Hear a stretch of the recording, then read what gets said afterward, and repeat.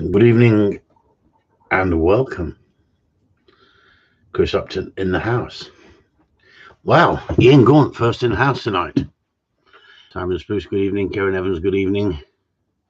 Adam Hudson, good evening. Christopher, good evening. John Griffins, good evening. Steve Pace, good evening. Christopher Hartley, Matt Crew, Daniel Quinn, Michael McLaughlin, Barry E, Graham Allison, Simon Spruce, Noel Murray, Matt Lawrence. We have a few in the house already, eh? 26 people in the house. So, who wants to talk dogs? Who wants to talk whiskey? What's he drinking tonight? Winter's gold. Feels like winter's gold here. We have nothing but bloody rain for the last 3 days. Frozen before that. High winds. Paul Jarvis, Gary Marriott, James Townsend, Aaron Held, Matthew Cloud, and Steve Pace. The weirdo is obviously watching with thumbs down. Julian Leaf, Super Squirrel in the house. I think it's because I'm looking like that convict on Charles Dickens.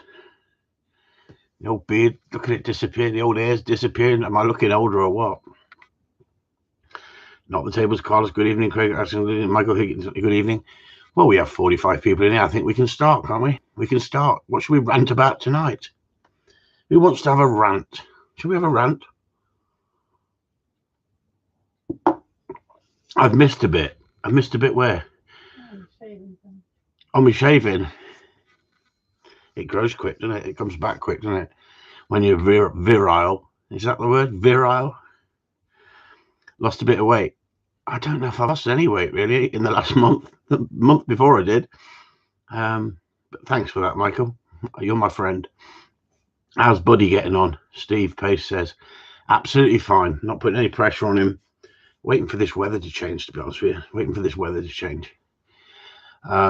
He's running without the e-collar on. Standard thumbs down. And do you know what? It's slightly sad, isn't it, really, when you think about it?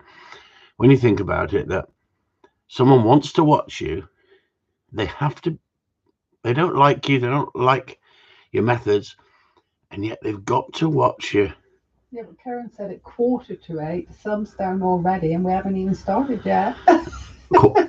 Thumbs down before we even started. Perhaps someone predicted what we're going to talk about today. Paul Jarvis, listen to this, everyone. Poor Daniel with his pup. Yeah, what you've got to do, you've got to weigh it up, don't you? You've got to weigh it up. What's more important in life? What's more important in life? It's funny because it's pathetic. It's funny because I'm trying to be very careful what I say here, because I was listening to Jordan Peterson and I put up a video on YouTube, and I think some people might watch it and think, what the friggin' hell is that bloke going on about? But he's talking about if two blokes are standing next to each other and they're having an argument, you can have an argument, but there has to be a certain amount of civilness between you, because one of you might punch the other one on the nose. So if in today's society and said that's unacceptable, you can't have an argument with somebody and punch somebody on the nose. Well, it depends how much they argue and how heated it gets. And so between two blokes, there has to be a little bit of control, unless you want to be punched on the nose or take the chance of being punched on the nose. And I'm not. Two men could take it to that level, couldn't they? Two men could take it to that level, but if a man and woman is arguing on the internet, debating on the internet, and then she tries to turn the tables and say, but I'm a victim, then what happens is the police jump on their side and they go, oh, she's a victim. But they can only cry wolf so long. So watch this space, everybody, because things are happening. Things are happening. And I don't want to go on about this. I love Shakespeare. Macbeth is not my favorite play. Right, I'm more of a Romeo and Juliet man, really. Did you like that film, Romeo and Juliet? Anyway, so what I've had to do is I've had to disguise myself, because Talk dogs quick. See what Paul Jarvis says? That's what I think we should do. Talk dogs quick. Well, there was a question anyway. So why are we all talking about it then? Come on. Sorry about the pup, Daniel. Simon Smith. Honestly, stop feeling sorry for him. Stop feeling sorry for the lad. He should have made that decision before he bought the bloody pup. Should have asked the landlord about it, shouldn't he? Stop it, you lot. You'll have him acting like a bloody snowflake in a moment. No art. He's young and youngsters learn by their mistakes. Young and youngsters learn by the mistakes. Well, if he'd asked me, I'd have told him not to buy one. Kept showing me pedigrees and he asked me, what do you think about that? What do you think about that? I wouldn't have told him. Thanks, Simon. Look at Daniel. He's loving it. He's milking it, look. He's milking it. Honestly, you lot, stop selling his fur baby, yeah? Ian Gordon selling his fur baby. So can you go and get Daniel's fur baby and bring it in here, please? Because we can sell it for him. Look at Daniel, look. Art, thanks, everybody. Talk about milking it. What about me? What about me? I'm having to put up with it. I'm having to clean the shit. Honestly, come on, you lot. Okay. It comes with treats and a bum bag. Yep, it does, and I'm treating it like a fur baby at the moment. Auction it live on YouTube, says Paul Jarvis. Okay, here we go. And here we have a 10-week-old Springer Spaniel pup. Don't freaking start, you lot, because they'll have us banned for selling freaking items on the internet. Livestock. I believe landlords will soon have to accept pets. Yeah, they do, but Three? Susan's shut it. Susan's in it. She's got no heart. She's got no heart, Daniel. Honestly, she got no heart. Anyway, who's heard of... Just a second.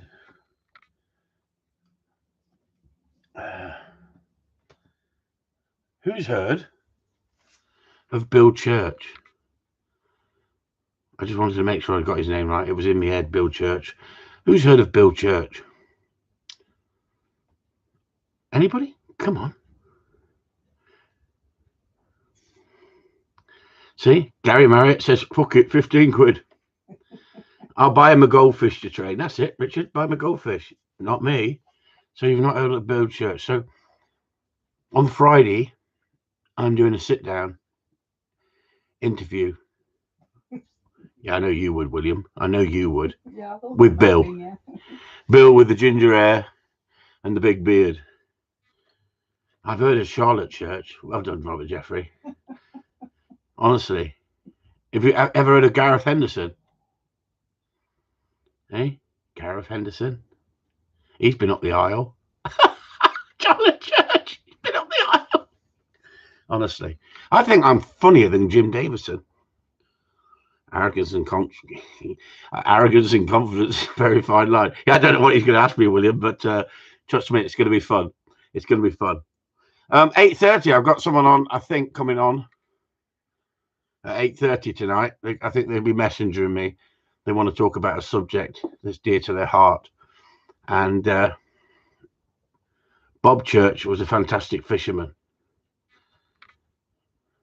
What's trout fishing? Trout fishing, Sue says something. I don't know what you lot are on about. Honestly, you anyway, what were we talking? I was going to talk about something tonight to do with dog training. Oh, that was it. Hunting. Chris, been watching some of your delivery videos on Patreon. My pup still's dropping it. At what age would you start to tidy the delivery? Short. I'm not worried about the dropping it and carry on. Yeah, don't worry about it at the moment, James. Trust me. They're going through stages. Do less retrieving at the moment. Just get the dog coming back to you, going out with you and staying with you, and just get the dog wanting to be with you at the moment. Some dogs just need a mental break for a day or two, a week or two, and then you'll find they'll come back really strong with it. I'm going through a stage with Eddie's pup. I think he's about 12 months old now. and you'll see the difference. I'm going to start to really put up some videos about him and show you the difference, where he was a very confident pup. Then he went through a stage of like not sure of everything.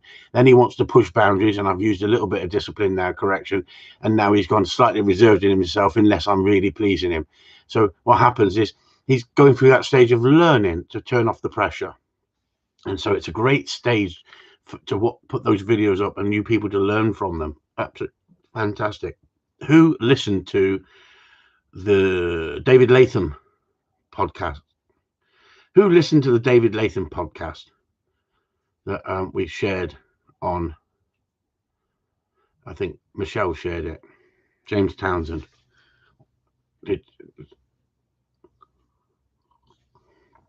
Just one person. Some of it. No. Peter Piper, some of it. Listen, went out on website. There you go. I haven't seen it yet. Well, it was wonderful. The first half hour was wonderful. But the questions that I could have put to him, because Robert is a good dog man, but he's not a Gundog man. And so the questions I could have put to him on an interview, I think would have been better, because I know the questions I put to him that people want answering. You know, the questions about straight lines.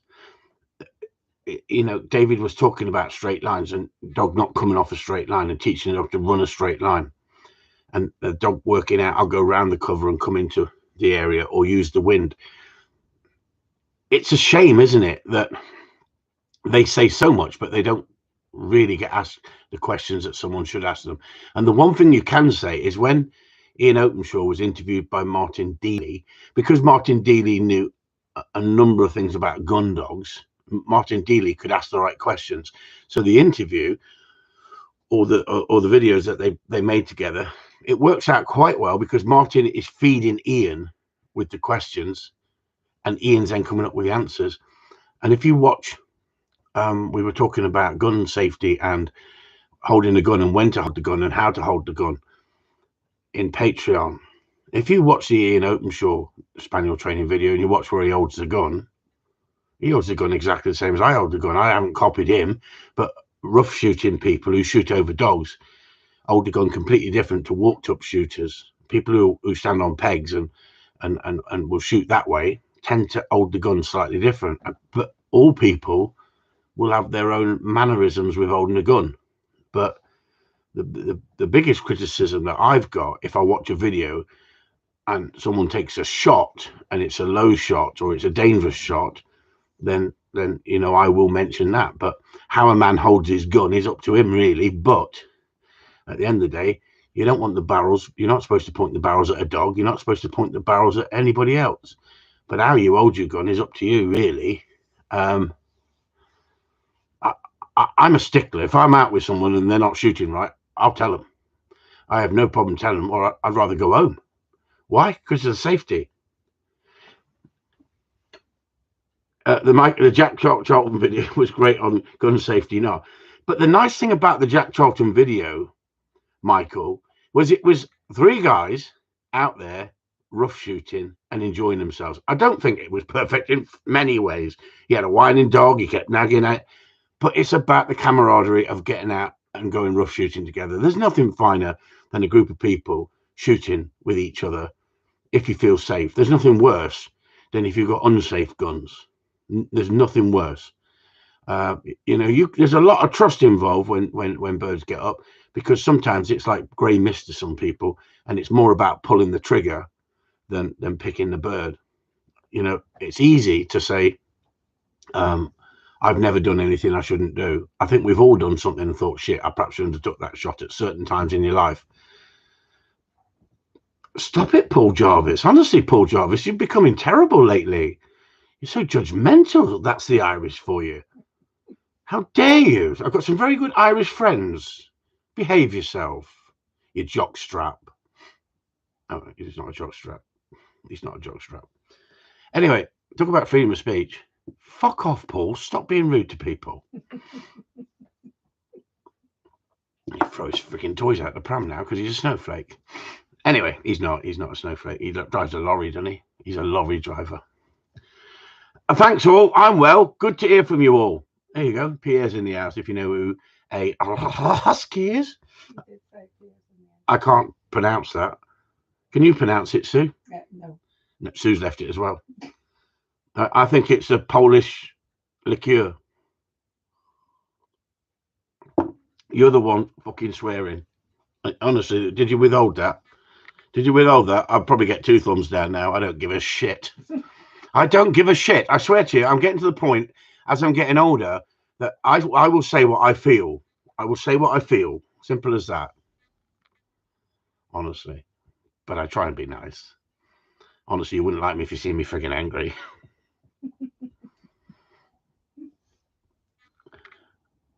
No, I'm not even trying it, Pierre. She was a Russian ballet dancer, wasn't she? Alonsky. Yes, you do. We know it breaks your heart. I'm going to put a thumbs down. Go on, Alan, put a thumbs down. Actually, everybody, put a freaking thumbs down on that video, on this video. If everybody puts a thumbs down, that will confuse Macbeth so much. Yeah, but somebody did say that the thumbs down's got to be the new. What did they say? The new off or something or other. I don't know. It's official. William George Webb said, "What would you like to talk about on Bow Wow's Bill's podcast?" It's official. Thumbs down's the new thumbs up. Bullying on the internet. How about that? Bullying on the internet. Simon Spruce, thumbs down. Look, he's give us loads. Look, honestly, but you lot. Do you know what? I don't think you even want to come in dog training. I think you just want to listen to Chris Upton ranting. Adam said earlier we should all start to thumbs down everything. Thumbs down is the new thumbs up. That would freaking confuse them completely because we got into bollocks and they kept thinking no one likes this freaking show, and then they realised what bollocks means. It means you got a pair and you've enjoyed it. How about that? So, freedom of speech. Should we go back to freedom of speech? No. So we were talking. Michelle put up a good question on Patreon.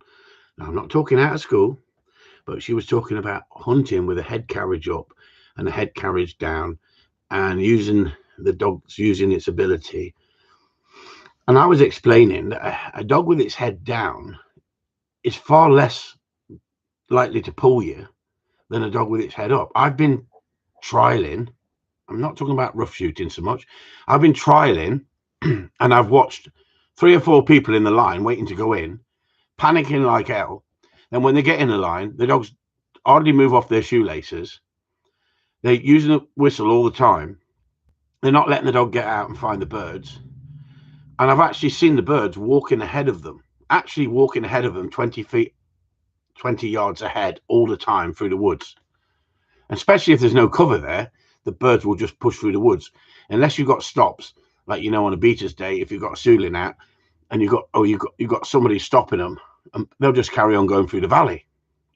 So on a trial, you don't really want stops out in front. They sometimes have stops out in front, but you've got to be so careful because where you're shooting, because they'll take birds more like on a rough shooting day. And people look at some of the rough shooters and think, oh my God, that he took that low, or he did that, or he did this. Sometimes in rough shooting, you're going to take a bird a little bit different than you're going to take a bird.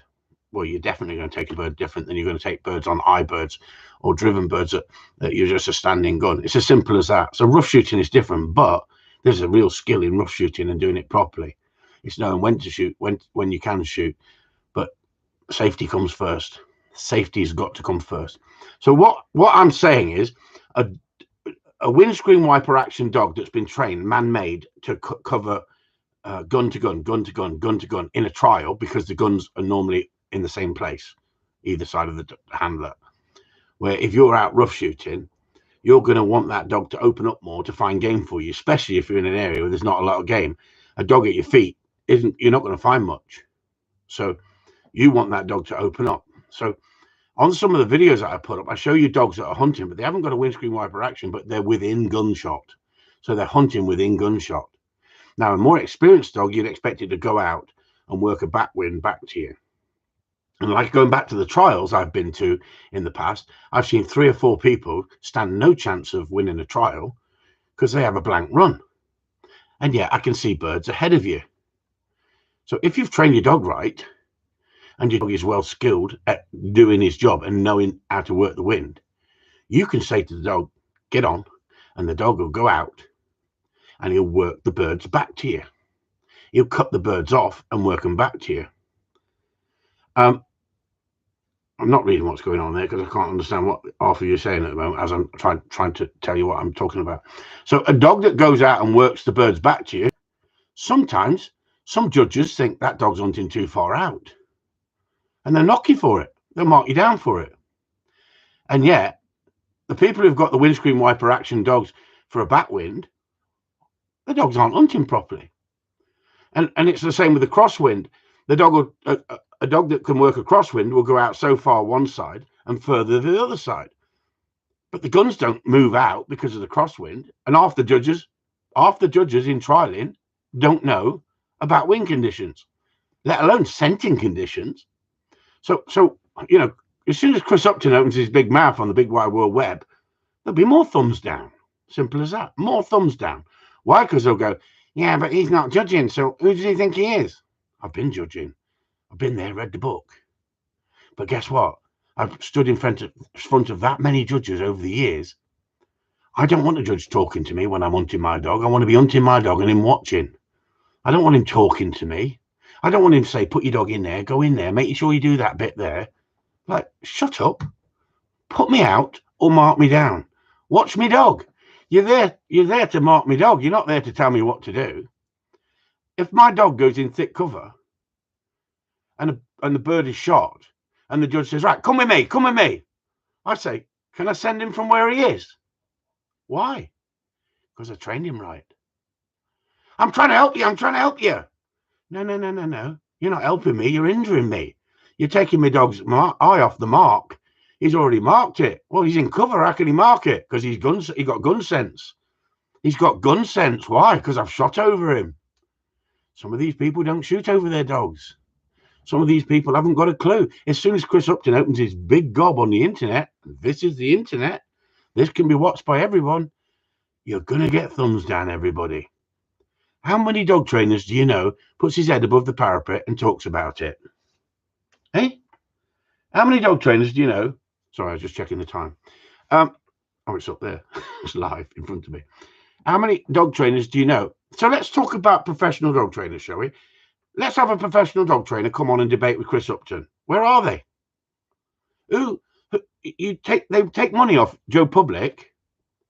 They talk about dog training in Gundog groups, but they're not willing to talk about Gundog training. Victoria Stilwell, there you go.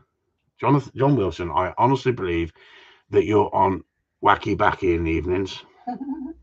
I honestly do, because if I was you, I'd be in bed with that beautiful girlfriend of yours, and I wouldn't be talking about Victoria Stilwell.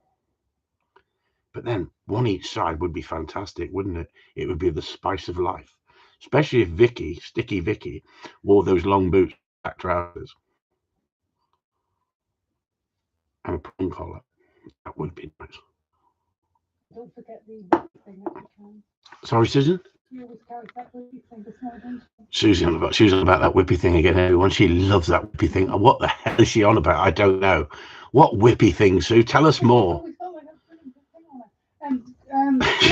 Ian's got a question anyway. Ian's question: does a Springer have a natural hunting pattern that is different than a cocker? I think cockers have a tendency to hunt tighter unless they're called Rafa. No, not Rafa. Rafa needs Wembley just to hold him. On Dartmouth. Multitasking, John. There you go. If they are that good, show us. Exactly. If they're that good, show us. I'm saying there's only one mug on the internet putting his head above the parapet, and that's me. But how many people am I helping? That's the biggest thing, isn't it? At the end of the day, where are these film stars, these professional dog trainers? Because I've been a professional dog trainer for a long while.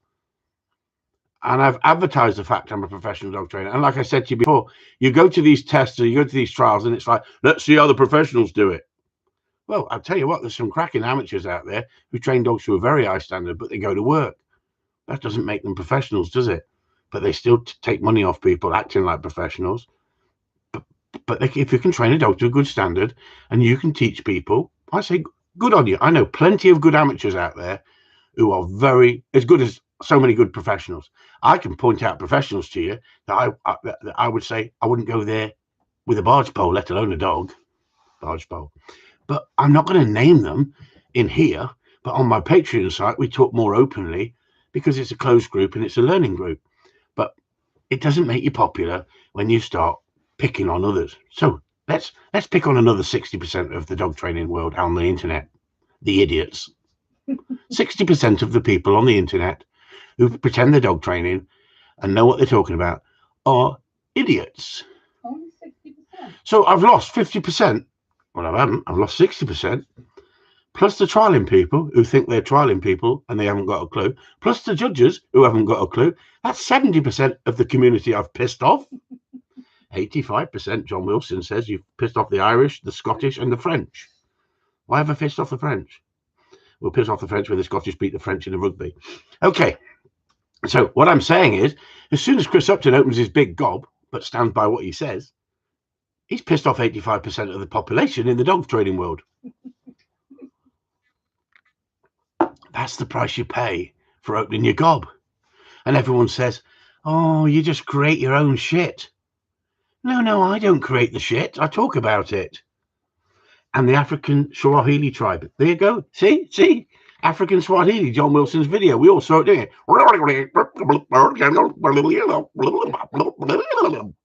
Honestly, I've seen boys from Kendal talking to sheep like that over the wall when they're very lonely and on a 3-day training course with me. I say, why have you got your hands in your pants? What do you mean? Well, I haven't got my hands in my pants. Have you got your hands in your pockets? I'm cold. Well, how come you're rubbing your nuts? Talking to that sheep. Honestly, I thought just the Welsh were the freaking ones with the sheep. It's not. It's them freaking boys from Kendal. There's not a lot up there, you know. Aaron Harris says, set your target higher, maybe 95%. And Robert Jeffrey says, 95%, the rest is fun based. Yeah. Steve Page says, we feel honoured to be part of the 15%. Yeah, this is it, isn't it? You're a special team, aren't you? You're a special elite team. We're going to get some thumbs down on this bastard. And we're not going to know if it's you lot or if it's genuine people, aren't we? It's nice to know that 15% spot on. It's nice to know that 15% of the population are sensible people who have got an open mind. And common sense. Common sense, yeah. Herdwicks, that's it. Graham Allison, Herdwicks, that's it. You're dead right. Hands in your pants mean holes in your pockets. There you go. Pocket rocket, they call it, Robert. There you go. Pocket rocket. Over in 5 minutes. Anyway, so Chris Upton speaks his mind, and he speaks his mind on a regular basis. Now, I'm not being rude when I'm saying that 60% of people on the internet are idiots. But if you go on these Gundog forums and you go on these dog forums with Gundogs, with ain't anything like Gundog's Lovers Society or the Labradors of Scotland, and you read some of the shite on there, I swear, if you don't believe me, then you need certifying. As simple as that. But am I the idiot talking about it? Should I shut up and pull in as many business people I can pull in? James Townsend, so much shite. Is he talking about me? Did you put him in 5-minute freaking lockout? No, he's not. He's talking about the freaking out there in the Gundog world. And the problem is some of these people actually believe the shit they come out with. They believe the crap they come out with. Verbal diarrhea. Hear what Sue said in the background? Verbal diarrhea. Honestly. And that is the problem. It's the same scenario as puppy prices that people are asking for on the internet. It's a subject that nobody really wants to talk about because, what's the word? Supply and demand. If the supply and demand is out there, then it doesn't matter. You can justify it. If people are willing to pay it, you can justify it. What is a puppy worth? Come on, everyone. What is an 8-week-old puppy worth if it's well bred and someone's put some time into the breeding? Yeah, look, James Townsend, 5 weeks old. How do I clip the nails? Shit like that. Exactly. Who keeps putting a hold on James Quinn? He's not Daniel Quinn. Everyone's been freaking held back from. I seen the other day, I can't get my dog to sit and stay at 12 weeks old. Also seen my 14-week-old cocker. And that's what I'm saying about the David, not David Lissett. What am I freaking on about now? David Latham podcast. He said that too many people rush the dogs. And he's talking about trial people as well. And then they got boring dogs. They got no drive, got no excitement. If you put too much man-made shite into them, Larry Crone was talking about place cots and place boards and making dogs sit on place boards for hours on end. What is it? A freaking clockwork monkey? It's a freaking dog. Let it be a dog. So there you go. Look, Gary Marrett, £1,000, £1,000, 500, 650, 800, 700, grand, 650, 650, 850. £1 for a cocker, says Earthbound Pheasant. Honestly, how to win friends and influence people. I reckon you've got less friends than me, Earthbound Pheasant, with some of the stuff you come out with. But I actually like your dry sense of humour. I think you're quite funny, old boy. Pound for a cooker. Does he mean? Is that a second-hand cooker, or does he mean? No, it's a gas cooker. It's a gas hob. It's not a cooker. It's a gas hob. Earthbound, you made a mistake there. Earthbound, she's a bitch, isn't she, my wife? I tell you, she's a bitch. You know why? I make mistakes like that, and she goes, "You spelt cooker instead of cocker." Honestly, why don't you tell the whole freaking world? He's having to go with cocker, so I'm having to go with cooker. She's having to go at your cooker. Neighbour has sold 2 litres of cockapoo pups in the last 6 months and made 32 grand. Whoa! Sue wants to sell cockapoos. Matthew Cloud, my dog doesn't sit a year old. Exactly, Matthew. But wasn't that nice of David Latham to actually say that? But do you know what the nicest thing he said in the whole interview that I was waiting for? And he wasn't prodded to say it. He said that, you know, when he gives discipline to his dogs and he raises his voice, changes his voice, right, the dog's got to know that he's serious. But if he goes after the dog and corrects the dog definitely knows he's serious. I thought that was great, because he wasn't pretending that we don't use discipline at some point. Now, he didn't have to elaborate it any more than that, because that was enough. That was to say, and what did he say as well? I don't use food. Hang on, Sue's laughing her head off, and I can't read these messages because they're all being withheld for freaking... Who keeps holding these messages back? Chris Bread working what? It's going too fast now for me, you lot. It wasn't. It was right. John Wilson said, right, that's a poodle to break them. Yeah, right. Who has a thinking the Saxon? Yeah, Sue was thinking the same thing. You mercenary pair of bastards. Honestly, Corleone cockapoos. We could make a mint, couldn't we? Eh? Hey, we could have. Imagine we went over to food training them. We could have dancing Corleone cockapoos. They do look nice, don't they, when they're dancing? And you get no dandruff. Or is it bum fluff? Ian Gold, I saw a link for the last pup in a cockapoo litter of 6, and it was 9.5k. Can we stop talking about cockapoos? This is a freaking Gundog site. It's quite interesting. Sue thinks it's wonderful. She thinks she's going to retire and just breed cockapoos. I was just thinking of Rafa, a nice little poodle. Hey, that would put some spirit into it, wouldn't it? Find an aggressive poodle and put it on Rafa. Oh, dear me. They'd be coming back every freaking week, wanting the money back. They could be boomerang dogs. They could go round and round and round. Say, this dog's been sold 27 times. He's made 98 grand. I think they're mercenaries. You whelp mine, Chris, and we can split the monies. Listen, I'm not whelping any more bloody pups at the moment. Honestly, cockapoo mixed 2 Gundogs, yeah. A cockapoo with drive on whiz. No, that'd be soft as hell, wouldn't it? A cockapoo on whiz, honestly. It'd be sitting there doing its freaking hair, wouldn't it? Honestly. Anyway, you've got to go to the hairdressers every week, don't they? To have a perm done, don't they? Cockapoos. Oh no, that's poodles. That's poodles. The dog for photographer. Hang on, show it everybody. Why do you keep holding it back for all the time? Where's he gone? Come on, Chris, put your money where your mouth is and train a cockapoo to take picking up. Yeah.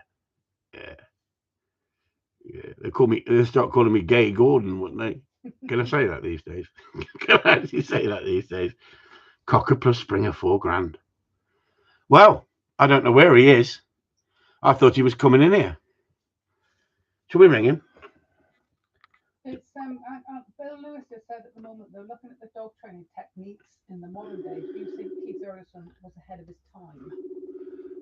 I think Keith Edwards is still ahead of his time now because he spoke his mind. He said what he felt like, didn't he? And he didn't care who he spoke to. He said it the way he felt it. Good evening, Barry. How you doing, son? All right, son. How are you doing? Aye, I'm all right.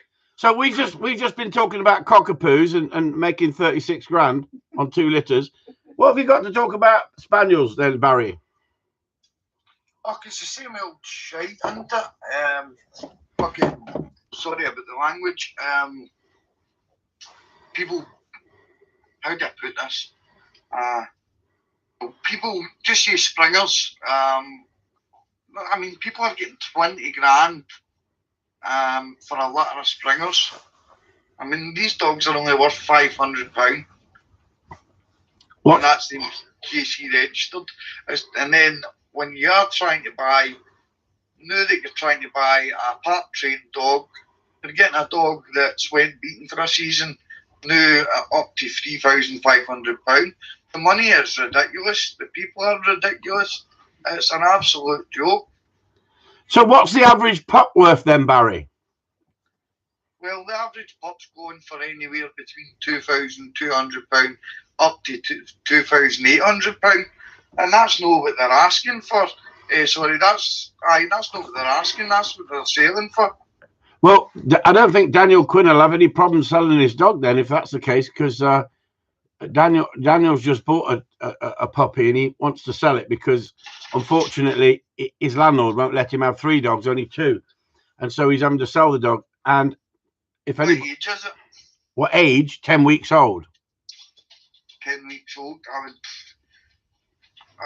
I sent you the pedigree to look at. Oh, right. I was having a look at that, but I just wasn't sure what was that, what it was about. What was I going to say? So what's a dog like that worth then with that pedigree, in your opinion?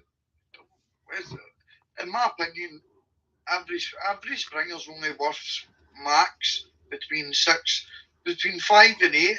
Good breeding, impeccable breeding, £800, no more. Right. In your opinion, yeah. What they're selling for is crazy amounts of money. I mean, it's getting to the point now that the average working man, I mean, he can hardly afford the pup. Yeah, but isn't that because of the greed of the lockdown? Oh, most definitely, Chris. I just tried to buy a Suzuki Jimny, a new shape one, and they were £18,000 when they were new, and they're now selling them at the moment because they're stopping making them, and they're trying to sell them for 25 grand at the moment. And when you look at Land Rovers, there's no way on this earth is a Land Rover with 150,000 mile on the clock worth 25 grand. People are asking unbelievable money for certain things because the market forces the prices. Do you think that? Go on. Sorry. No, go on. Do you think that's what's happening with the dogs then? Well, I just think it's people getting on the bandwagon. And the problem is, Barry, we were talking about this earlier. How many real professional dog trainers are out there? Because years ago, you used to go to a professional dog trainer to buy a pup if it wanted a decent Gundog, because that's where you used to buy the decent lines from, the winning lines. Now everybody's getting on the bandwagon, buying off a decent sire and then breeding off it with just anything and asking silly money for it, aren't they? Yeah. Well, it's funny, you're not the only one. I was speaking to Gareth. Ian English was mailing me just out the blue there. Good trainer, good dog man. Very good dog man. Yeah, and I understand that. And he was saying to me, Barry, well... Castle Douglas, isn't he? Castle Douglas. Is that where he's from? Scotland, yeah. Well, anyway, he was saying to me, look, there's a breeding champion to champion. I sell those for £1,000. And the guys like him, you feel sorry for, because you're getting people, I mean, breeding shite. You're lucky if there's a champion in the full 5 generations. No health tests, blah, blah, blah. And these people are getting £2,800 a pup. £2,200. And the amount of work that's gone into it with people like Ian English and the commitment and they're breeding the right litters because he wants a couple of pups himself out of the litters, so he's selling off surplus dogs. You know, they don't do it for the money. They do it for the love of the sport. But too many people have got on the bandwagon and think this is just a money-making scam, you know? Yeah, well, I was looking for an English Springer Spaniel the other now. Well, for the last 3-4 weeks. And all I was wanting is something just there a year old, a bit preferably. All I need it to do is sit and stay, and I can take it on and do the rest to work with Archer. So that's it. And I mean, when I put the post out, people are wanting £3,300. Or it's retrieving fur, it's retrieving feather. I would bloody think so. It's done one season of beating, you know what I mean, and that's it. And people are saying very well trained. Okay, it was just ripping my nut. I was ready. I actually did go mental with a few people there. I just told them exactly what I thought of them. So when you're looking for a pup, why would you rather look for a 12-month-old dog than an 8-week-old pup? Time. Time. I don't need it doing it. I don't need it trained impeccably. Like I don't need it trained and polished as good as my dogs. I just need it in flushing rabbits and what have you. For the lectures, you know. Well, I can tell you, 5 years ago, I had a mate who's been trialing for 30 years. He's been to the championship twice. And over the years of 25, 30 years, I've probably bought 150 dogs off him. And I bought them off him for roughly £500 each, at roughly 14 months of age. Yeah. And that's what, if I can go back, I mean, Andy Flats told me less than a year and a half ago, you're lucky to get to England, you're lucky to get £500 for a Springer Spaniel. And I was like, up in Scotland, I says, they go for crazy money, but no this amount of crazy money. I mean, I don't know if it was they just caught me in a bad day, and I end up just getting pissed off with it, putting a post out. And the problem is, the reason that is the case is we subsidise you Scottish from England, don't we? And you Scottish guys, we subsidise, you know, the cranky, what's her name? Sturgeon, innit? Like, we give them money, and you guys got too much money to spend, haven't you, really? I do that. And as all the chip shops are closed, you can't have fried Mars bars, can you, at the moment? So you're saving so much money. I do that. You fucking stole our oil. Anyway, I think the Scottish have been doing well with the rugby, haven't they? Go on, don't tell me. Tell me you don't watch the rugby, Barry. I don't watch the rugby. Glasgow's predominantly football. Just football crazy up here. And religious. Oh, aye, that's very it. You're either a Protestant or a Catholic. Yeah, exactly. I'm not going to go there, Barry. Aye, that's it. One street you're fine, the next street you'll get your throat slit. That's it. So tell me, going back to dogs, Yeah. what age do you put the stop on a dog yourself, Barry? Me? I do early, Chris. I stay on, what do you call it? I stay on a main road and there's buses go by. So I always have to have it on for roughly eight months, I would say 9 months. That dog will stop. Maybe not at distance, but it will stop. I can be comfortable that it won't cross. If it gets anywhere near the curb, I can blow the stop bus and it'll drop, you know. Right. And I just have to tweak that into where I'm at and where I'm training, you know, and not where I'm training. Just if the missus opens the gate or whatever, I can just blow the stop whistle and call it back in. So do you live in a built-up area then? Yeah, that's correct. Yeah. So putting the stop whistle and a good recall's a must for me. And how many dogs do you have at one time? Well, I've got 3 of my own, and I had one for training there that I just sent back. So you train dogs for people then? Yeah, I train them up until they're ready to go into game. Right. So just drilling all the basics basically. And at what age do you take those dogs in, Barry? Hopefully they're about a year, but that one that came in that I sent back was older. Chris. Right. Have to go back and look at sick. No problem. Catch you later. Bye. Sorry about that. He has to call us back later. He's going to be sick. That's a new one. Never mind. Gary Merritt said, I paid £800 for my cocker 2 years ago. The same breeder is selling her current dogs for $3,500. Yeah. It's gone crazy, isn't it, everyone? It is. And Luna 956 said, before COVID, this was obviously, I think, the cockapoos. Before COVID, she sold them for $750. It's just, it's ridiculous, isn't it? Breed. It's gone absolutely crazy out there, everyone. And the problem is, it's like people have got on the bandwagon and they're demanding these prices. Michael McLaughlin said it won't be long until beaters and pickers alt will need to be as wealthy as the guns on shoots. Wealthier.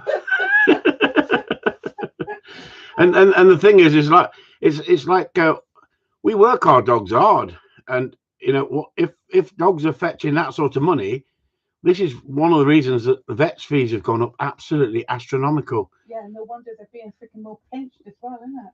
This is it. This is what we're going to talk about. Dogs being stolen to order. You know, at the end of the day, I think Barry's back. I think he's cleared himself up. Hello.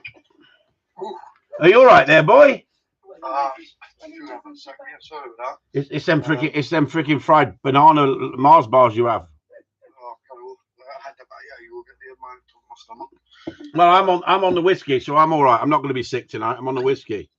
All right, you're on YouTube now? Yeah, you're on YouTube. You're on YouTube. Yeah, right. Yeah. So Barry, tell me, do you use discipline on your dogs? All right. Yeah. All right. What about? Do you use food to treat train them? No. Have you got a fanny bag? As in, a lot of these freaking women on the internet are talking about you can train dogs with love and affection in a fanny bag. You know, treat bag. Yeah, no. And I would say quite openly that I've been training dogs since I was 10-year-old, whether it be watchers, Bedlink terriers, terriers for digging, free band, blah blah blah. I'm a bit old school with my training, so I'm firm, very very firm, but fair. Right. I'm no stranger to giving a dog a shake when it needs it, but like that dog that was in there that I just sent back, I'm not wasting my time getting out and correcting it all day, every day. Because what happened is I'd had it in, sorry to blab on here, but I had this dog in for about 3 weeks, so it only takes about a week for a dog to get into the swing of things with myself. And I decided I'll just jump in the middle of the Clyde and swim over and get tangled in trees and almost drown. And it was one of the ones, do I let the client's dog die or do I go and get it? And I dig in and get it, and I was like, no, that's it. It's a way back home. So it was out of control. Yeah. How old? I think it was pushing on 18 months, but it had just been basically in the kennel, out the kennel, fed, back in the kennel, out the kennel, fed, kind of hang, you know. I had couldn't sit and stay, blah blah blah. So I was just starting the basics and and I thought we were just getting somewhere, and what happened? A cormorant landed bloody on the other side of the water, and it just completely bolted, you know. And I was like, nah, it's too old. It's the boat's kind of a sailed with that, and it was hard to edit as well, so it couldn't really take a telling, you know. It would test you. Yeah. So it'd be different if it was a wee bit softer, you know, a wee firm shake, a slap in the arse or whatever, or kind of even like a pull with a snout or whatever, you know, that's normally enough. But some dogs do need a wee bit more. I'm no shy saying that myself. But that's that's what happened. And so the dog got picked up today back home with its owner, and his owner is saying that was the third dog in a row he'd sent me there. So have you ever won with a dog, Barry? A trial? No, not yet. Not yet. I've competed for about a season and a half. Right. I've had second, third, fourth, and certificates of merits, and then I won Scone. That was the big one. I won Scone Open. That's a test, isn't it? I done this kind of in the stadium, you know. Like, yeah, that's a prestigious test, isn't it? Yeah. Yeah, well, I'm the first novice to win that. That's never been won in all its time of going with a non-professional. It's every year it's been won with a professional kennel, whether it be David Lissett, whether it be Andy Platt, whether it be Eddie Scott. I mean, the names are endless on it. So it's good to get my name on that, you know. Yeah, that's nice. And how old's the dog? She just turned 5. And she's retired. She just turned 5. Why is she retired at 5? She's not retired from out shooting and things, but from trials. She's just got trial wise, Chris. What? Not listening? Not listening to you? Sorry. Not listening to you, trial wise. That's what you mean. I'm just explaining to everybody else. Yeah, well, I'll try and explain. Yeah, good. It'll be interesting. Go on. Yeah. I could take this dog out with you tomorrow, and and then halfway through the day you would say to me, Barry, come here now. Why the fuck you not winning with that? And I'll say, Chris, watch this. Go and invite a few of your friends round. So once the crowd gets 8 or 9, and then back in, you would say, that's a different dog. So just start pulling, no turning the whistle, especially on pheasants. I mean, rabbits, I could probably get away with trials on the rabbits, but pheasants, she would pull. But then again, if I go out training myself down to Castle Douglas, down to a keeper's David Rankin's estate, yeah, she'll hunt like a demon. No whistle, dropping to flush. Her marking ability is second to none. Back to hand, no bother at all. I mean, to be honest, she's more of a test dog. I would say than a trial dog. I mean, I thought you said you'd only been trialing for a year and a half. Yep, I would say. So how come you got a 5-year-old dog then? Well, I put her in at 2. I think she had her first trial at 2. Right. And just say about a year and a half, kind of going to trials. But when I say a year and a half, I'm saying she probably only ran in 6 or 7 trials max. Did you buy her at 8 weeks old? Yep, she came up from England.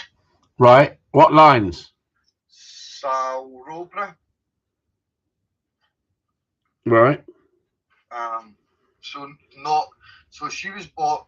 I didn't even know anything about trials. She wasn't bought for trials. I just bought a health tested dog. Well, her mum and dad were extensively health tested. Mm. And going on to health testing, Barry. Do you think it's really important?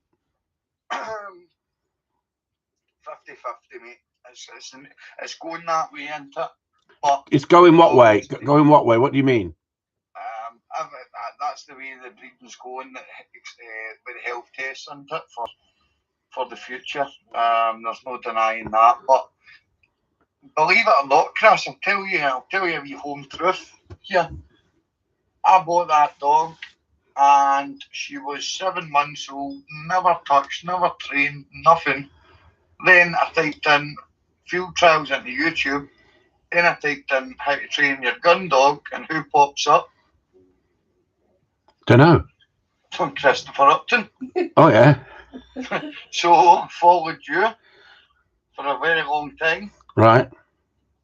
Then I got the Keith Eraldson book. Yeah. And I went, trained the dog. I went to a couple of tests. I was always getting seconds. I went to a mock trial down in England, and a big William Drummond, a judge, said to me, Barry, that dog's ready to win a trial. And we went from there. Mm. So, as I say, even like this season, if I wanted, I could go back over to Ireland with that dog, with the ground suit and her beater. She's qualified over there to run in opens because... Yeah, I know what you mean. Yeah, but it's interesting. It's interesting what you just said, because why would you need to go back to Ireland if she's a good rabbit dog? Well, have you ever tried to get a rabbit trial up here? No, I haven't. Well, it's winning the lottery. Is it? Well, you got about 40 entries there. Do you find that it's the same people getting the runs all the time? Oh, you're so diplomatic, Barry. You're so diplomatic. That's what you say. I'll tell you something that'll make you think. Yeah. So, I got a third on the pheasant swiffer, right? Mm-hmm. First for St. Trials, if I remember right. Then, and before this, I was always offered to run here, there, and even running opens just to make up the numbers kind of thing, which I never took. Then when I got a third, it took me about another 9 months after getting that third to get a run in a trial. I was always on the reserve list. Do you think there might have been a reason why? Maybe just bad luck, maybe the luck of the draw, or maybe just, who the fuck is Barry Lamb? He's no fucking luck. Listen, Barry, if you want to get on in life in the trialing world, just say, just bad luck, Chris. That's all it was. Bad luck, mate. Listen, mate, I shoot for the hip, mate. I don't give a shit. It's no the be all and end all. I enjoy getting out. That's my meditation, if you like. That's my exercise, my freedom. I go out. The other day, I was out for 4 hours training 3 dogs today. Yeah. You know, 2 of the dogs will never trial again. Yeah. One, my cocker makes a noise, but she's probably the best dog out of 3 of them. Believe it or not. So without, I'm not trying to be controversial here, Barry. Let me ask you a question though. So what make you send dogs away to the film stars for training if you could train dogs yourself? Because it's a good thing to talk about, because there must be a reason you do it. Exactly. Yeah. Well, first time I ever sent a dog away is, remember I said to you I don't pay him to train my dogs through private mail. Say that again. I don't know if you remember, we were speaking when we didn't really know each other, and you sent me a picture saying, I thought you didn't send your dogs away to get trained. Yeah, yeah. And I says, I didn't pay for that. I says, what happened was Andy Cullen was short a dog that was fully trained to go to the British shooting show. So I sent him down my wee cocker because she was making a noise, and it was the last chance to try and fixing it. So I sent him down hard 4 weeks before. And he put a wee bit of polish on her to get the British shooting show, and the amount of messages I got saying that wee dog's flying, blah blah blah. But I was always in my head, I know heart to heart, she's going to make a noise, you know. And then so hang on then, because that was great what you just said. So did he get over the noise? No.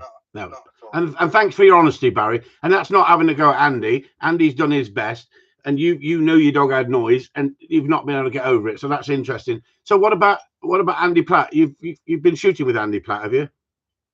I've trained with Andy Platt for about 3 years. Great trainer, really good trainer he is. Yeah. Yeah, I know Andy very, very well.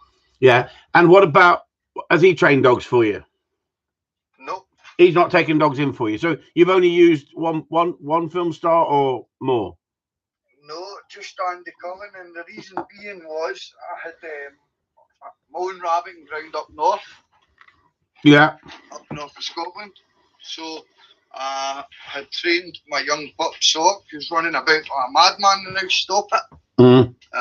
So I trained her. She's done enough on dummies. I don't want to put any more handling into her. She's fine. I'd let her chase a couple of rabbits just to make sure there were no noise because I wasn't putting up with any of that shit. Anyway, I lost my permission up north, so I seen a post online that Andy Cullen had space for one more dog, and I was saying, well, I can't shoot over her. She's ready to go, you know. Yeah. She's ready to take that next step. So this is on Wednesday. I sent her to Andy Cullen, right? Mm. On the Friday, I get a phone call at 10 o'clock at night while I'm in my bed, and I got offered rabbit and ground down at Northumberland. Lovely. Unbelievable, huh? Yeah, unbelievable, yeah. But I've still never been down to Northumberland because of this lockdown, so I'm still to go down and get the paperwork done for that permission. That's where I offered you out, if you remember, right? Be careful what you just said, Barry, because if you offer me out, that means trouble where I come from. Well, don't worry about that. I'm not shy, yeah, bro. Oh, you want to come down here, Barry? We'll get it on, eh? Let's get it on, and we'll video it. We'll see. We'll put it on Patreon where we get a few more. Yeah, we can have a proper debate, couldn't we?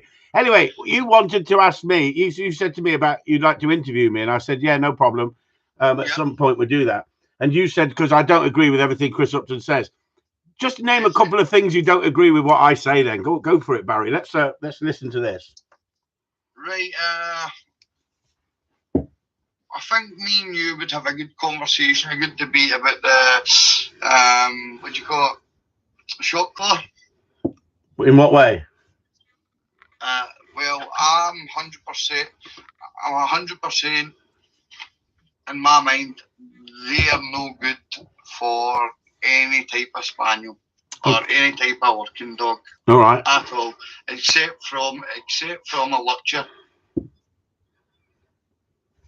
Except for a lurcher. Yep. So it's not the principle of using them then, but it's okay on a lurcher, but it's not okay on another dog. Yeah, and I can explain why. Go for it. Yeah.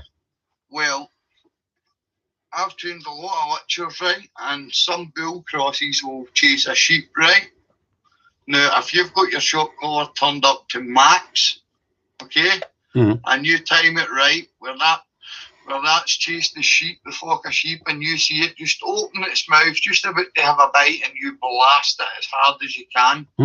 What that does to the lurcher is the lurcher then thinks that those sheep are electric. Yeah, okay, yeah, I'm with you. And they will never get near it again. Right. So, what I'm not convinced about is using them from, like, with Springer Spaniels, anything like that, because I just find that there's no need for them if you train the dog the right way when it's a pup and you stick to your own training. And I'm 100% confident that you don't need to use them with Springer Spaniels, Chris. You've proven that you're one of the best trainers in the UK, but you just don't compete with your dogs, which is a shame.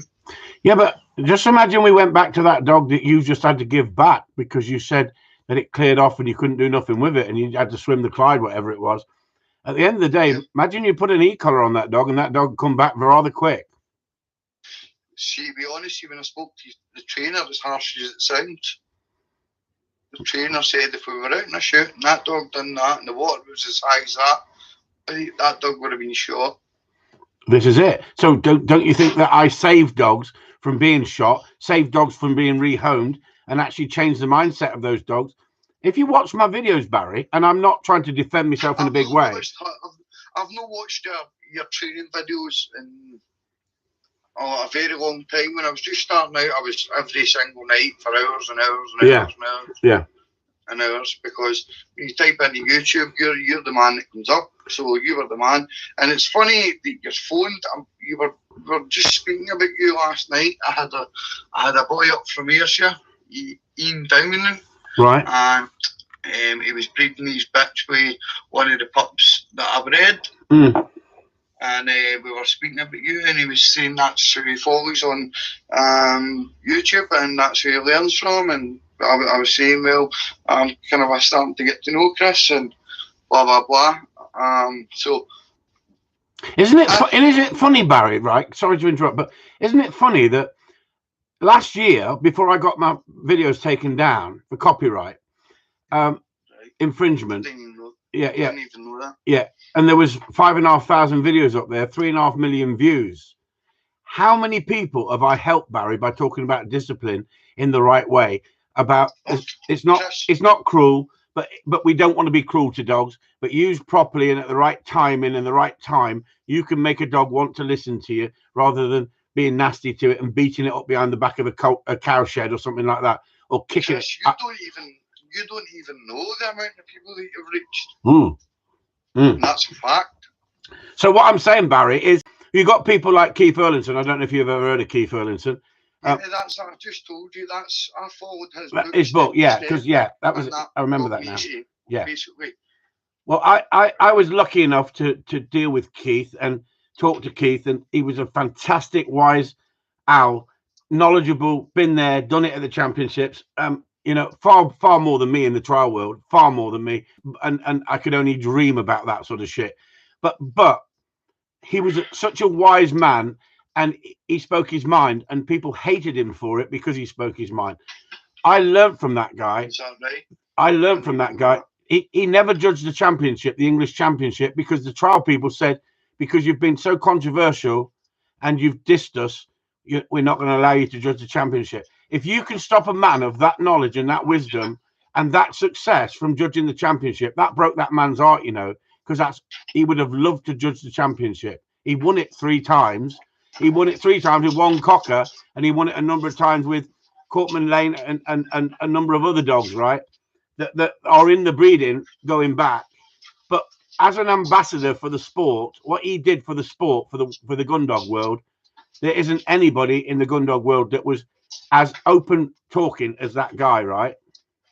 Isn't it a shame, Barry, that I'm talking about a general amount of top film stars in the dog training world aren't willing to come forward and say it the way it really is? Definitely. I mean, they say they want new blood in the sport, but yeah, when have you ever heard any of the top boys except for Andy Platt offering people out onto the rabbiting ground? Yeah, exactly. And it's stitched up to such an extent that the average person will not get into that league unless they've got something to offer for the film stars. You know what I mean? And I'm not being rude. I'm not having a go. I'm just saying that is common fact. That you're dead lucky. You're dead lucky if a film star takes you under his wing and says, "I like this lad. I'm going to help him." Well, that's what happened with me and Andy Platt. That's lovely. That's great. And but I'll let you know, me and Andy had a fallout. Just bumped heads, basically. Maybe too much alike. Yeah. And the two has decided that I don't want to train with you anymore, and he doesn't want me training with him anymore, and we parted ways, kind of thing, you know? Right. But the thing is, I don't personally want to get into anything personal between two people. I just talking openly about trialing. We still talk. Yeah. We still mail each other. There's nothing bad. Yeah. If I'm not enjoying up rabbiting and he's not enjoying me there up rabbiting, then why do it? Yeah. What was I going to say? But can I jump back to the collar thing with that dog that you were talking about? Yeah, no problem at all. Right. So here's my thing with the collar, right? I understand what you're saying.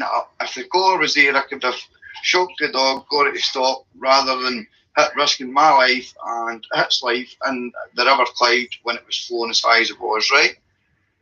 But bear in mind, that dog's pushing on too and it can't sit and stay, right? So if we go back to what I says, if a dog's brought up the right way and it's trained in the correct way, then you're never going to have that problem with it.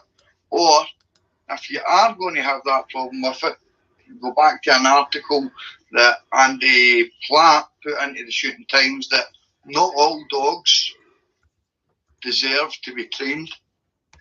And what he means with that is, why should you be putting all your hard work and time into a dog when you know it's never going to work? Yeah, but hang on. I like Andy Platt. I got a lot of time for him. but I'll disagree when I disagree. Andy Platt said any dog that needs to be trained on a place board shouldn't be trained because it's not fit to be a gun dog. I disagree. I think they were maybe. I think if you look at, if you read between the lines there, and you, I know why. Yeah, I know why. and I'll say that openly. But if you say a statement like that, then it doesn't do you any justice. Because trust me, I don't train dogs to sit on place boards all day long and bore the shit out of them at 13 weeks old. But I use a place board like I use an e-collar. When I need to use it, I know how to use it. It's the same as any tool that you use. At the end of the day, well, go on. Me and Andy Cullen were actually having a debate about that. I'm against place boards, and he's for them, but he uses them in a different way. In what way? In what way? And his own way. I never went into how he does it. I just says they're not for me. I'm not interested in them. As far as I'm concerned, they're a gimmick. I'd love to see how he does it, but I love to watch every dog trainer, as many dog trainers as I can, because I'm always looking for that little magic tip that I don't know. And I think every single time you go with somebody that can train a dog, you pick up something. That's a guarantee. I mean, when I was coming into the gun dog world, I done it the right way. I feel like I trained with Billy Steele for a year. What, Billy Steele senior or junior? Junior. Right. For a year with Misty. Got all my handling tips. Learned how to do it. So let me ask you then: is Billy Steele a Labrador man or a Spaniel man? He's a Labrador man. So why are you training? Is your dog a Labrador? No, why I was training with him is when you hit Google, the closest gun dog trainer to me, right, is Billy Steele Jr. Right. So we had. So that's another film star you train with, because you said there was only Andy Cullen. Oh well, I forgot about him. Yeah. And then I met Andy Platt.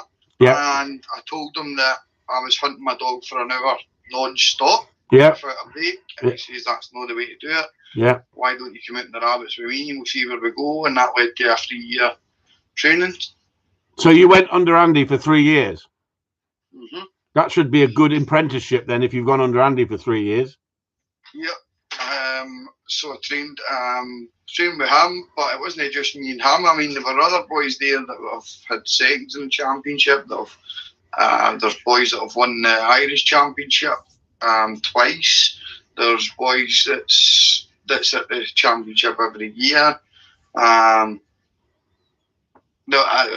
experience was amazing, and the boys I was training with, they were top class, you know, like your Jim and Eels and your what do you call them, Alec Coates and people like that, you know. Yeah. You're mentioning some good trainers. Yep. And then obviously you end up start friendships and things like that with people like that, you know.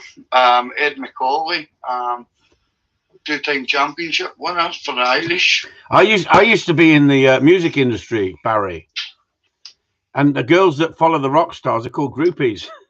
The thing is, I danced, I walked to my own drum. That's why I'm not there anymore. Willie Drummond. Willie Drummond, I've trained. I've been to a few mock trials with him. But never, I wouldn't say I've trained with him, you know. I've competed against him. Sat in his company. He's really, really good. I think him and Andy Cullen are kind of my best of pals as well. I had a 19-year-old lad who bought my winning dog off me. I won a field trial with him, and then I won, I think, 6 open tests at 2 seconds.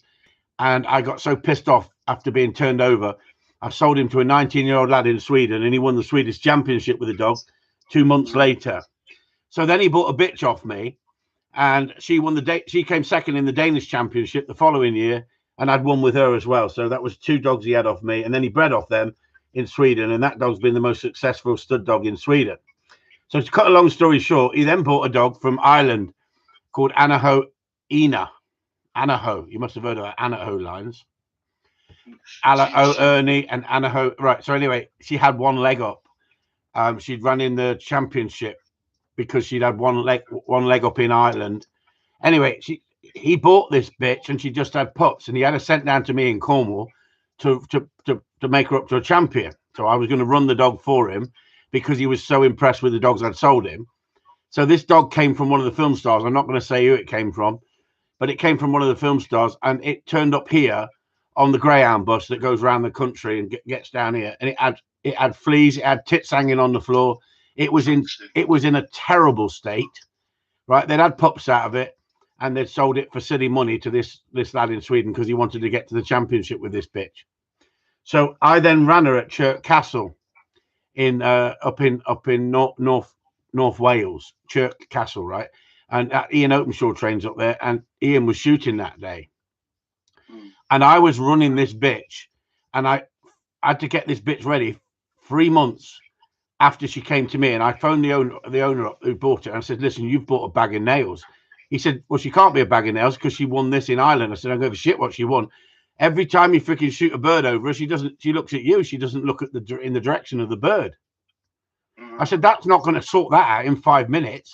I said, when they shoot something, she's got to look in the direction of the shot.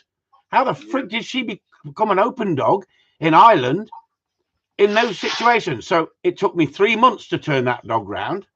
So it goes all the way to Chirk Castle. Now I think that's about a 5-hour drive for me to go there, trialing. See, he paid me for it. I'm a professional. I'm getting paid for it. So I goes to Chirk Castle, and Ian Openshaw's there, and he's shooting, and it was bracken. It was lovely laid bracken, and it was late in the season, so it was really laid. And so she was having to get under the bracken. So she was getting under the bracken and punching it out, and she was doing all right. And Ian looked across to me and said, trust the dog a little bit more, let it go. I thought, if I let it freaking go and it puts a bird up, it's never going to freaking see it. It's got to be near the gun because I was working it close to the gun on purpose, see? So anyway, up gets a bird, and Ian lifts his gun and doesn't fire. So I looked across I was going to ask you that. I looked across at Ian, and Ian's got one of them flip-up mobile phones on his ear, resting it on the chin, on his shoulder. And the bird was an absolute sitter, right? This is so funny, right? This is trialing for you. The judge said that would have done you. I tell you what, I was not a fucking happy buddy, but guess what? That's trialing for you, folks. I'm going to say to you, like you're a lot more experienced than me. It's good to speak to you and ask you these things. But do you think that the guns can fuck you just as much as a judge? Without fail, because not being funny, the next person who came in was an 8-panel judge. By God, there was no phones going off on the trial. It's not etiquette to be on the trial with a phone on your shoulder. I wouldn't do it, but certain people can get away with it, and no one would tell certain people. I'm not having a go at Ian because I've never fallen out with Ian. I'm just saying that there's certain situations it happens at trials where your luck just isn't there on that day. And at the end of the day, she came away with a ticket, a certificate of merit. So she was doing well. But if she'd got that bird, she might have been right up there. But on the day, I just had to come home and say to the owner, sorry, got a C of M. My owners aren't happy if I get a C of M with dogs. And the cost they have to pay, and the traveling, and the expense of a day's work away, and then to get back the following day, it's a nightmare sometimes. So what I'm saying is, trialing to me was my shop window. It showed the quality of my work. But once I realized how corrupt it was, I had to pull away from it, Barry, because it just makes you bitter. And I'm not. How long? Go on. How long did you trial for, Chris? About 12, 13 years. Aye. And I won with 7 dogs in 10 years. Over 150 awards, but all dogs won test as well as trial. And I shot over them, and I was in the beating line, and I picked up with them as well. So to me, they're multi-purpose dogs. That's most important to me. They have to be able to do it all, Barry. Yeah, well, I'll tell you a funny story about the dog I was telling you. I've had the first the awards with on the first day. I'm at Bolton Rabbits and Flushing Deer where in the Saturday I was away trialling with her. That's how much I was interested in the trials. But it does get a grip of you, and I hope I do well with this young pup I've bred. I really like her. I'm just dying to get her onto the rabbits to get this pattern right nailed and to get her really going, you know. So you're mainly running your dogs on rabbits, are you? Not pheasants so much? Yeah, well, like obviously, I can't afford to be on the pheasants a lot. I'll go to the as much mock trials, and I'll treat myself every day here and there. But yeah, 90% on the rabbits, mate. Yeah. I thank you for asking me to come up there rabbit shooting. But like I say, the lockdown and all the hassle I've got with customers and training, it was just difficult for me at the time. But I do appreciate you offering me to come up there. Geez, what? I've not even been down yet. Hey? I've not even been down yet with this lockdown. No, that's the problem, isn't it? You know, that's the problem. You've got to be careful, don't you? Mm-hmm. Anyway, Barry, we've had an hour and plus, so thanks very much for coming on, mate. And thanks for being a straight and open what you say. So I appreciate that. Thank you. Right, Chris, you take care, stay safe. And you take it easy, boy. Bye-bye. So there you go. That was Barry from Scotland, a different aspect of running dogs and training dogs, and in different situation, and a young lad who wants to get there and wants to be there. And I hope you enjoyed that. If you've not, are you still there, you lot? So I see that there was offers going around here. Brett would love Rafa. That wasn't 15,000, Brett. That was 1,500. No, I've done them for 80 grand for your Put your wig back on. Put your wig back on. William George Webb, it's how you use all the tools. Exactly. I mean, isn't Rafa an absolute bargain at 1,500 quid to the right person? But guess what? He wouldn't trial. It's as simple as that. He is slightly headstrong. He needs somebody who doesn't mind nurturing him, but not letting him take over. And to the right person, he would be absolutely fine. He'd be absolutely fine. But I wouldn't just let him go to anybody. And I wouldn't try and put him off and say that this dog's going to make a wonderful dog. He is a wonderful dog. It's as simple as that. He has got a character that not ever have I had a dog with that character. He is such a character. He's a young dog. He's got great potential, but he's no good for me. Why? Because he's got the very slightest bit of noise when you're with other dogs. I've never heard him make the noise when he's on his own. And so some people would just go crack on, train him, and see if he makes a noise on the next level up. I have shot over him. He was inexperienced, but I wanted to make sure he went out, picked a bird, and brought it back. He used to hold on to birds tight. He doesn't now. He gives them up. He's maturing. He's growing into a lovely dog, but he has got a nature that it would only suit certain people. But would I like him to go to a decent home, somebody who's going to give him a wonderful life? Yes, I would. Me too. Yes, I would, and so would Sue. But it's not the money to me, everybody. The money is not the most important thing, because if you're good at what you do, you can make the money. It's not difficult making money, but it's not all about making money. It's not about I've got to get more money and got to get more money, and it's about the quality of life you have. And my dogs give me a quality of life, and my wife gives me a quality of life to a certain extent until we've had this lockdown. Since we've had this lockdown, I could have dug that hole in the field probably 6 or 7 times and asked her to lay down in it. But I do know that you lot would miss her. And in the background on a Wednesday night, eventually someone would say, we can't hear Secrets Sue. And so I've got to stick with her because see this? Because training a younger model, would it be worth it now at my age? No, it should kill you. She'd kill me, Sue reckons. I'd like to try it. I'd like to try it. You won't die happy, but she'd kill you. I do like a challenge. How old is he, Chris? Rafa, how old is he, Sue? He must be coming up to 2, mustn't he? Just coming up to 2. I don't know. Yeah, probably coming up to 2. He was about 11 months, 10 months old when he came here. He could be 2.5. He could be 2.5. You know, time flies, doesn't it, when you're having fun? Yeah. He is such a sweet-natured dog, and he is such a loving dog. He'd actually come in the house as well because he's been a house dog as well. But he lives in the kennel. He doesn't kick off in the kennel until the mornings. If when he hears you, kicks off, wants to come out, and then you don't hear him for the rest of the day. She would be very secret, buried in the field. Exactly, Steve. And we could get away with that years ago, couldn't we? I mean, look at Henry VIII. He got rid of 8 wives, didn't he? Or 7. Did he get rid of 7? Did he? Right, you just find something wrong, don't you? And just fucking make an excuse. But the problem is then you become a bully, don't you? And they don't think, well, that was practical. It saves someone else having her.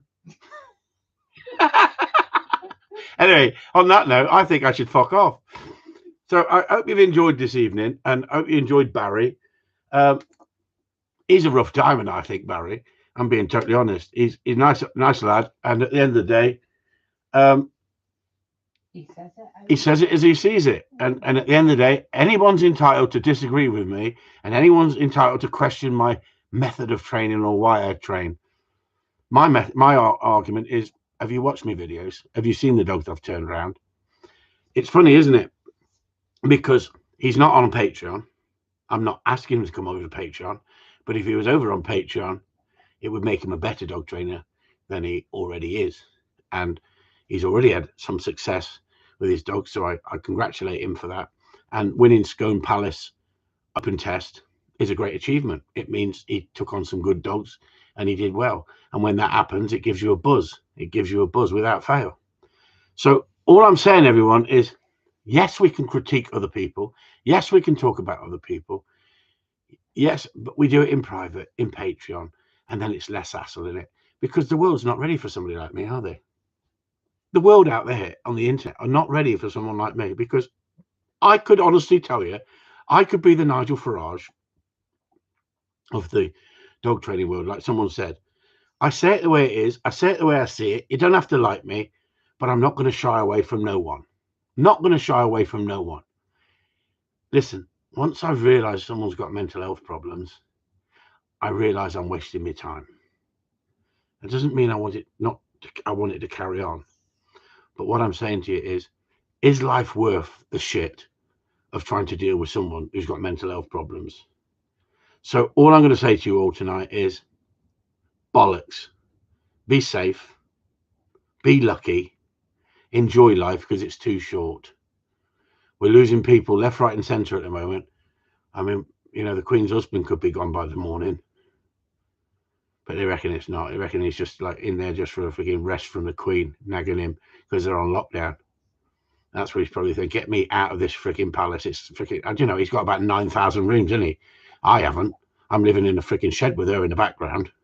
It's hard work, you know, everyone. It's hard work. William George Webb, still banned from Corleone chat. Yes, William. Another 5 days, I've been told.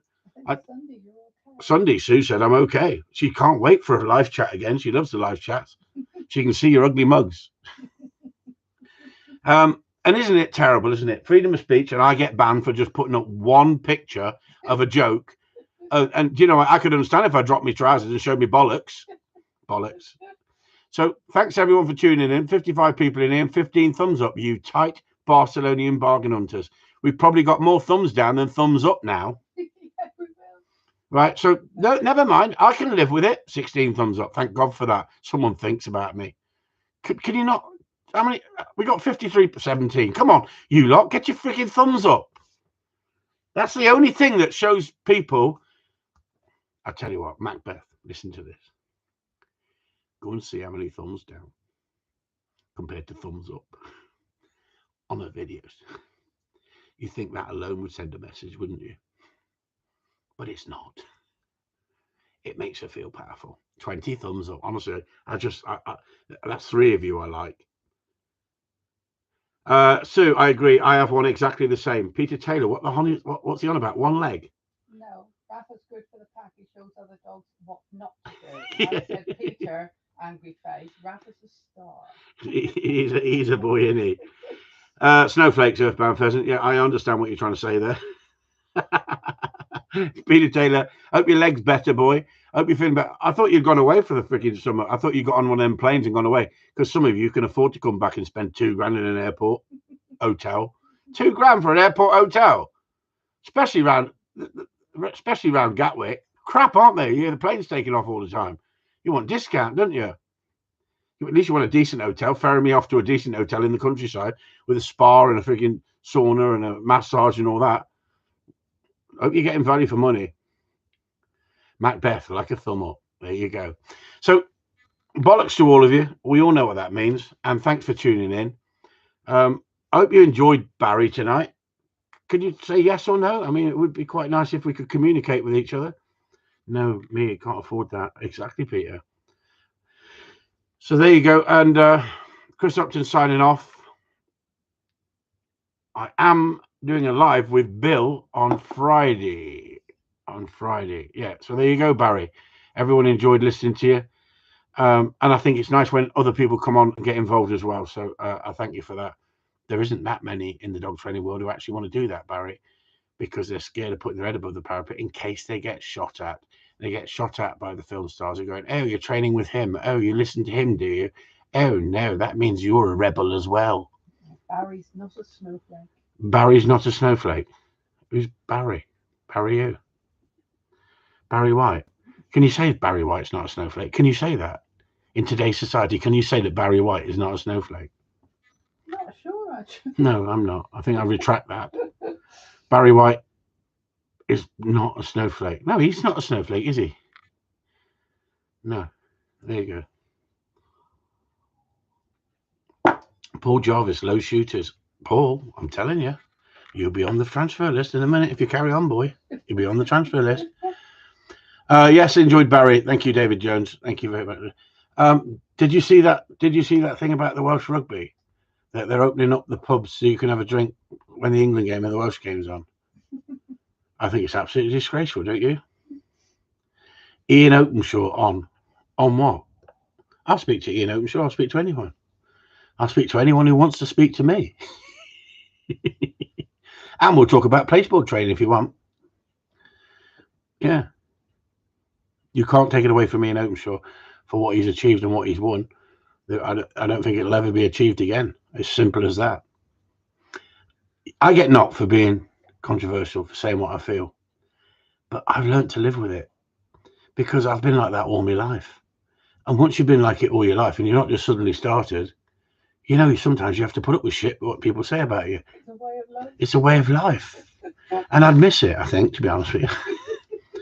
I'd miss it. I think I need the attention of some of these fruit bats. I think without the attention of some of these fruit bats, I'd be lonely. Well, they are. So Ram says thanks for the call. No problem at all, Barry. Thanks for joining in. Very nice of you. Eddie is odd. She's a snowflake. Yes, exactly, David Jones. She's a snowflake. We can say that because Eddie wants to be known as a she, not a snowflake, as she. And that's the problem, isn't it? Anyway, congratulations to Trump. Second impeachment, the only president to have 2 impeachments to get off with.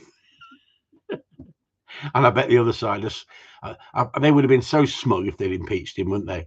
And I'd have been so sorry for the little bastard. Because, you know, with hair like that and the shit names they've called him, he's not retaliated that much, has he? You know, he called out Rocket Man. Remember, he called out Rocket Man, but he did it with a sense of humour, did he? And then he invited him in for a drink. So he can talk as well, you know. He's willing to talk. You know? What about Shake Your Money? His daughter's in hiding because she's not in hiding. She's been freaking banged up. She's been banged up by her dad. Shake your money. Hey, nothing's going to happen there because the Queen's friendly with him, isn't she? Hey? Hey, don't want to lose the horses, do they, in this country? Where there's money, there's money. He lost his account. Exactly. That's what's going to happen to me, Earthbound Pheasant. One day they're going to lose me account. And that's life, isn't it? That's life. Comes down to the money. And if you think about it, who has lost their accounts? In Tommy Robinson lost his account. Anybody who speaks up and says the way it is, right, about the paedophile rings and about the children that have been abused, the young girls that have been abused, what was he doing? He was highlighting something that was trying to cover up. What happens to people when they speak out? They suppress you. Big business, the government, they suppress you. It's happened to me. My YouTube channel is now regulated. It doesn't get as many views as it used to get because it got too big. When it gets too big and you start taking income from other sources, other trainers out there, I'm telling you, you put in on the internet, Google rough shooting over spaniels. Look how many videos come up with one person on there. One person. Ask the question why. If you monetize your site, you will get put to the top of the list on the search bars when people put stuff in there. I've not monetized my site, and I wasn't willing to monetize my site on YouTube. Now, you could say, yes, but you have on Patreon. That's a choice. That's a choice. I went onto YouTube to prove that I didn't beat and kick dogs for a living, that discipline and correction is the right thing. I stood up for what I believed in. What I'm saying to you is, it's Earthbound Pheasant's dead right. It's all about adverts. And if you monetize the site, adverts get put up. Those adverts are income. That's how they work. So I think the algorithms, they call it, algorithms. If you used to put in Gundog training, up come Chris Upton, Chris Upton, Chris Upton, Chris Upton, Chris Upton. And they asked me all the time, monetize it, monetize it, monetize it. And I didn't want to, because I was making enough money, customers coming here and paying me for my service that I think is good and value for money. You only get people coming back if you give them value for money and you treat them right. How many of my customers come back time and time again? How many of my customers have been with me for 15, 20 years? That's the testament of a good dog trainer. People who come back to you on a regular basis, everyone. That's what this is about. But what we need to do in the Gundog Society is stand up and say it the way it is and say fuck off to the people who try to discredit us. And we should stick together as a group. And if we stuck together as a group, we'd be a force to be reckoned with. But we don't in this country. We let them pick you off one at a time. They put their heads in the sand. They put their heads in the sand, exactly. And eventually it's going to be too late. Yeah. And that's what's going to happen, because that was exactly the same as Save Our Shooting. They're dictating to us what we can do, what we can't do. And BASC are a political organization far more than looking after our own interests. I used to support BASC. Some of you will disagree with Chris Upton again. That's another 10% of the Gundog world that don't like me. So down to 9. So we're down to 10% now, aren't we? Something like that. 9%. There's your 5%. There you go. 5% But I'd rather have 5% of people who I'm helping than pleasing 95%, but actually doing nothing. So what I wanted to do, everyone, is leave a legacy. I don't want to leave this planet yet. May do tomorrow, if she fucking winds me up and hits me with a freaking saucepan. But guess what?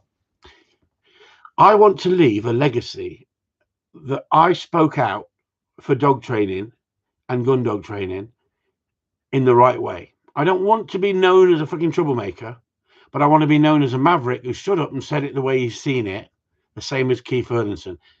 I'll never, ever reach the heights of Keith Erlandson, what he achieved in the dog training world. But have I? By reaching out to millions of people where Keith had his books. But if you weren't in the trial world, you wouldn't have known Keith Erlandson. You reached out in a different But I've reached out in a different way. And I've stood up and supported our sport from corruption in the trial world, from idiots on the internet trying to tell us what we should be doing, what we shouldn't be doing. And we have a right to say, fuck off. And I will fight with no hands, legs, or even a willy. I'll bounce up and down on my spring. Sound like Zebedee now. What I'm saying is, nobody is going to dictate to me what I can do and what I can't do if it's within the law of this land. And I do not believe in cruelty to dogs, but I believe in correction. And I thank Barry for actually saying that he uses correction. It's knowing how to use correction and when to use correction. If we don't teach this, then what does the next generation learn? That you can't offend each other, you can't say boo to no one. What are we creating? We're creating a world of wet blankets. I nearly said farts then. Wet wipes. We're creating a world of wet wipes because I'm offended by what you said. They're now saying in universities, you had freedom of speech in universities. Wolfie Upton. That's it, Steve. Yeah, Wolfie Upton. I love that program. I like mavericks. I like people who put their head above the parapet and say it the way they see it. I'd rather listen to Trump talking shit and thinking, you're talking shit, than suppressing his freedom of speech. Because what they're doing, they're taking the good things away from him, but he wasn't perfect. None of us are. None of us are bedwetters. Exactly, Earthbound Pheasant. Bedwetters. But we're creating a society of triggered people and triggered dogs. Oh, my dog doesn't like the needle in the vets. He doesn't like the injection. I stick needles in my dogs whenever I need to, and I've never had a dog go yelp or jump or go, what the fuck was that? Why? Because I know how to put a needle into a dog. We used to do our own injections. We used to dock our own tails, right? Society has said it's not acceptable, it's not acceptable, it's not acceptable. Husbandry, hang on, what's in this whiskey? Husbandry, I'm not saying it 4 times, you know what I mean, you lot. It's part and parcel of looking after your dog and knowing how to cut back on vets fees that have become rip-off merchants. That's another freaking 4% disappeared off the planet. I'm down to how many people? 99%. 99% now. I got 1% of followers now. No wonder we've only got 300 Patreon members.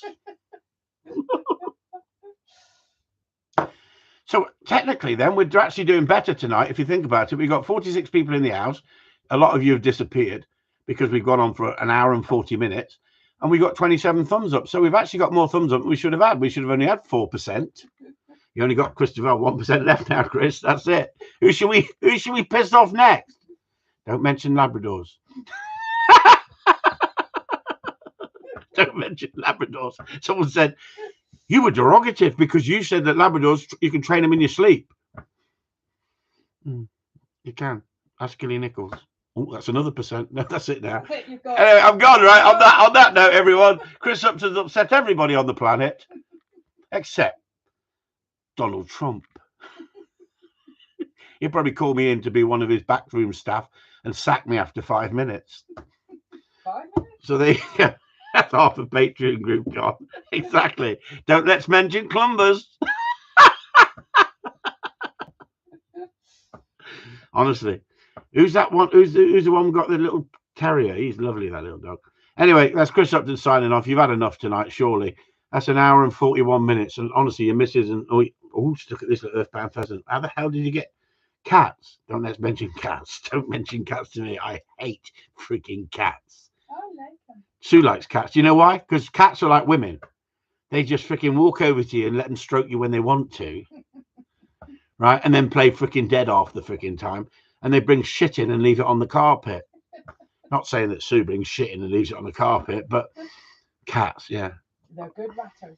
Good ratters, she says. I'd rather have a freaking terrier all day long. Anyway, on that note, Chris Upton signing off. Hope you've enjoyed this evening. I just try and bring a bit of light-heartedness to the debate as well. If my sense of humour fucking pisses you off bollocks, I don't give a shit. Simple as that, right? As simple as that. And thanks for all joining in. The world ain't Disney.